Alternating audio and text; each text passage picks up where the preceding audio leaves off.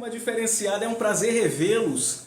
Vou apresentar para vocês nesse vídeo como vocês podem estar dinamizando a aula de vocês. Nomeadamente, vou apresentar como eu fiz na disciplina de Biofísica, Biofísica 5.0. O nosso tema é Biofísica da Circulação Sanguínea. O tema é extenso, não dá para pegar só em um vídeo curto igual a esse, mas eu vou resumir para que você possa lançar aquela aula top. Se você curtir, depois não esquece, hein? Inscreva-se no nosso canal e dê like no nosso vídeo. Solta a vinheta.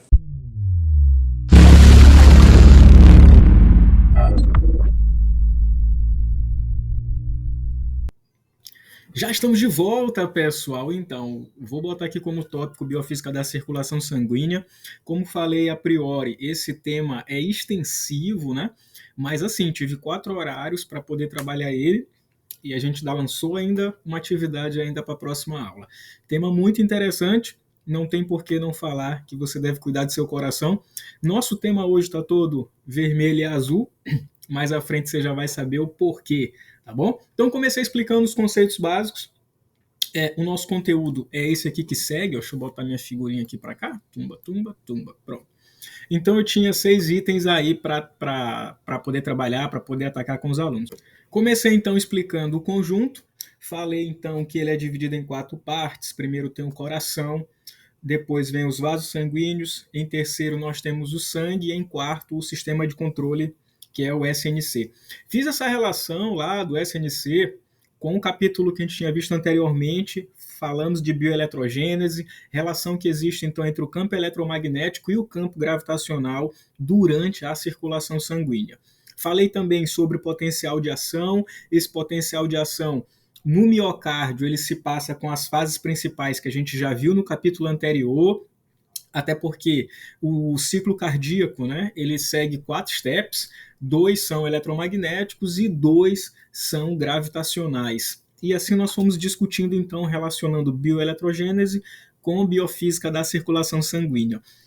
Como o assunto era muito novo, o pessoal começou a ficar assim pensativo, então para atrair eles, para voltar a trazer eles novamente para o conteúdo, para que eles pudessem participar massivamente, eu então contextualizei e falei do eletrocardiograma.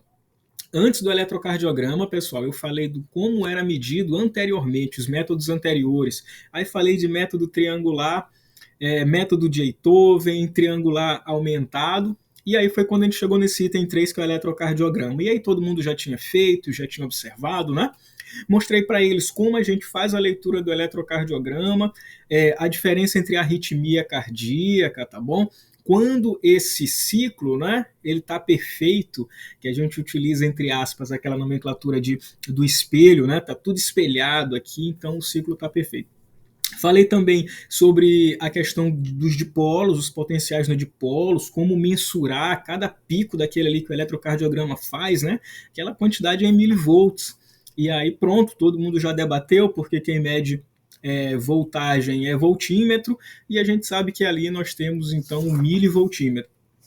Seguimos mais à frente e adentramos então a esse item 4 aí, ó, aonde eu primeiro falei que existe então 2 tipos de circulação sanguínea. Uma é a grande circulação, que é a circulação sistêmica, e a outra é a pequena circulação, que é também conhecida como circulação pulmonar. Até inclusive o livro que a gente utiliza, que é o Renane, a capa dele, para vocês verem a importância desse capítulo, a capa dele é justamente o plano geral do aparelho circulatório. Depois você passa lá e tem essa atenção. Esse aparelho circulatório, pessoal, ele trabalha com zona de alta pressão e de baixa pressão. Então, tem alguns itens que você tem que observar, nomeadamente que diz respeito às propriedades do regime estacionário. Quando a gente fala em regime estacionário, a semântica não é válida. Quer dizer que tudo que entra tem que ser igual a tudo que sai. Então, entre aspas, seriam como uma espécie de encanamento em que eu tenho zonas que os canos são largos e zona que os canos são bem finos. Isso daí envolve uma série de questões às voltas de fenômeno de transporte que eu discuti na sala. Não vale a pena estar comentando hoje, tá bom? O que eu observei foi, além do regime estacionário, falei de fluxo, porque a quantidade de fluxo tem que ser igual, independente se for em grande circulação ou em baixa circulação, porque na alta pressão o meu oxigênio é alto, mas em contrapartida, na minha baixa pressão, o meu gás carbônico é que é alto. Tá bem? Falei da velocidade, a energética e também da questão da pressão lateral. E envolvi também, apresentei a equação do fluxo para a turma. Por último, diferenciei a questão da fístula arteriovenosa, falando sobre comunicação interventricular e interatrial, tá bom? É difícil às vezes de falar. Vamos dar continuidade então. Dando continuidade, pessoal, eu falei sobre a energética de fluxos em regime estacionário, porque quando eu perguntei qual é a energia total do sistema, o pessoal respondeu logo: energia mecânica, cinética, mais potencial. Só que, quando se trabalha com biofísica da circulação sanguínea, pessoal, o que a gente considera é que um sistema líquido, ele se movimenta em tubos. Estão ligados na analogia que eu fiz ainda agora sobre os encanamentos? Então, através desses tubos, o trabalho realizado, ele vai passando, né, como se a gente estivesse numa bomba hidráulica. A energia total do fluido, então, ela não é dada só por cinética e potencial. Tem dois termos que a gente deve também acrescer. É a energia que é dissipada, essa energia, à medida que ela vai passando, vai tendo, devido ao atrito, você vai perdendo parte dessa energia. E tem também a energia gravitacional. A energia gravitacional é justamente devida à ação do campo G. Aí, novamente, é quando você sente que você está saindo um pouco da zona de conforto do pessoal e você tem que trazer eles de volta para o jogo. Aí eu contextualizei falando que justamente a circulação sanguínea tem uma característica muito próxima da física básica, que é na ondulatória também. Já passando por física 3, a gente foi para física 2. Eu falei, pessoal, da relação que existe entre a onda de pulso e a velocidade de circulação. A onda de pulso, ela é a energia da contração cardíaca que vai se propagando pelo sangue. Em contrapartida, a corrente sanguínea é o que então? Ela é o deslocamento da massa de sangue que é medida pelo movimento das hemácias. O que você tem então? Se você for pegar aqui o seu pulso, você vê que tem uma leve subida, né? Então o que nós temos tem uma subida, mantém-se, tem uma outra subida, mantém-se. E esse movimento aqui, ó, puramente ondulatório, né? Então isso a gente tem o que a gente chama de onda de pulso. Quando a gente está trabalhando com onda de pulso, nós temos duas características que a gente deve citar, que é justamente a energética de sístole e a energética de diástole. Se você está tendo uma contração, você está tendo uma sístole.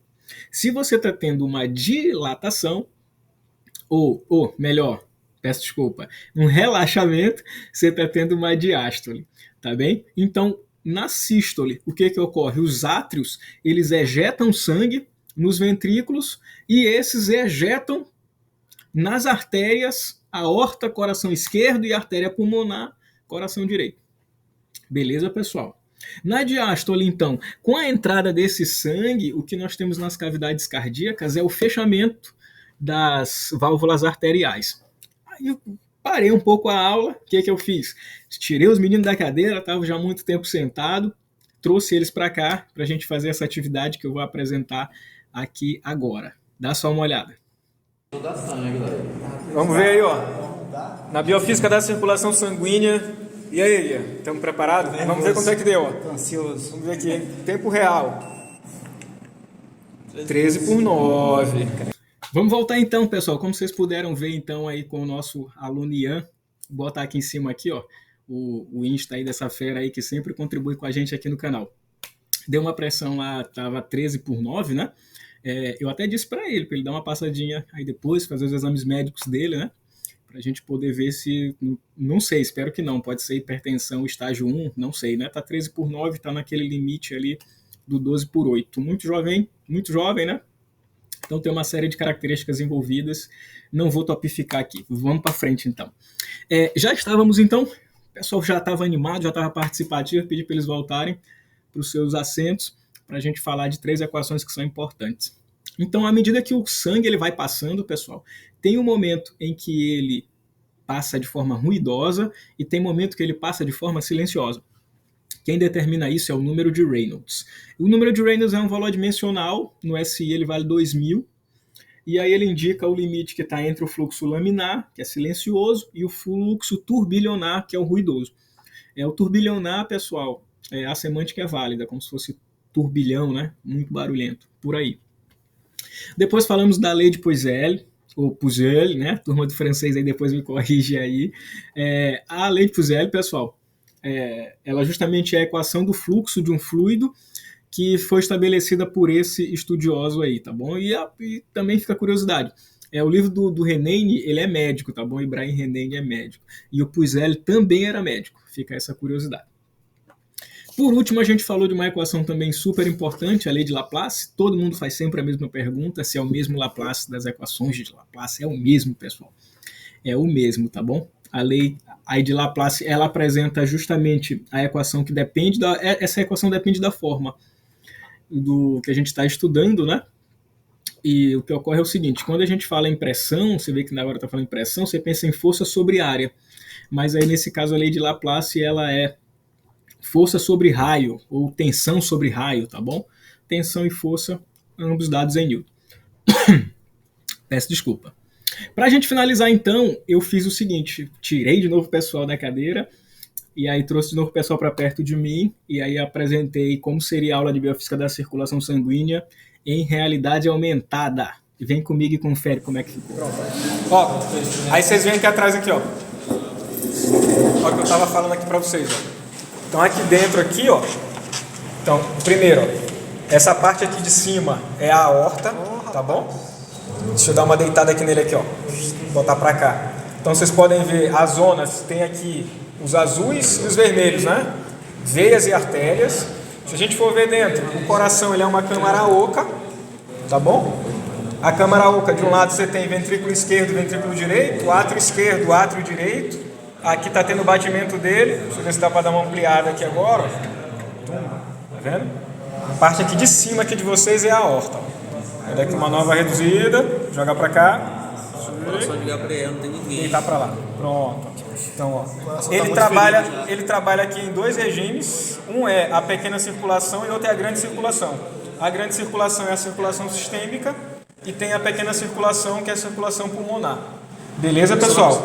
Aqui dentro, ó, vocês podem ver aqui os vasos sanguíneos, ó, veias e artérias. Quando ele tá entupido, por exemplo, uma artéria dessa daí. Tá quase pra morrer. Pode enterrar, né? Não, tem como se entupir, né? Pronto.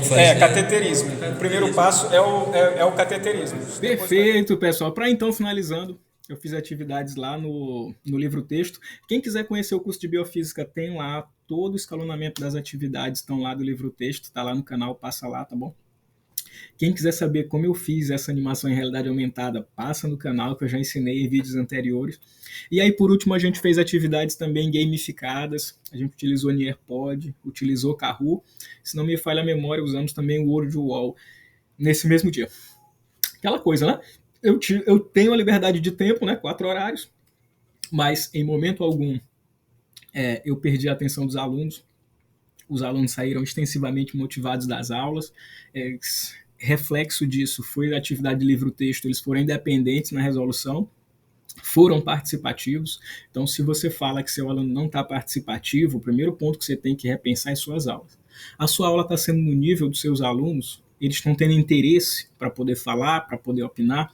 É isso que você tem que refletir. Vou deixar aqui essa reflexão.